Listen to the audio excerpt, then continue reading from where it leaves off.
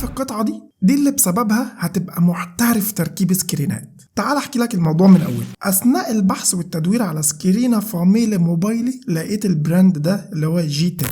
وانت عمرك شفت سكرينة بيتعمل لها انبوكس؟ اهو جه اليوم اللي تشوف فيه انبوكسنج لسكرينة. زي ما انت شايف كده باكج الصلاة على النبي. اول حاجة بيكونوا سكرينتين في العلبة، وفي سكرينتين حماية كمان للكاميرات، وايب، منديل قماش مايكرو فايبر، ستيكر إزالة الأتربة، والقطعة الخنفشارية دي اللي هتخليك محترف لزق سكرينات، كتيب تعليمات لزق السكرينة. ما تستغربش هنا انا قلت لك باكج، حتى عشان البصمه ما تعلقش بعد ما تلزق السكرينه بيقول لك تعمل ايه. مفيش روقان اكتر من كده، فخامه فوق ما تتخيل. القطعه دي بقى بتلزقها على اي سطح، ليها وظيفتين. اول حاجه بتخلي الموبايل ثابت ما يفضلش يتمرجح منك وانت بتلزق السكرينه، يعني يا جبل ما يهزك ريح. والوظيفه الثانيه ان في فراغات في السكرينه بتبيت في القطعه دي بحيث ان هي تطلع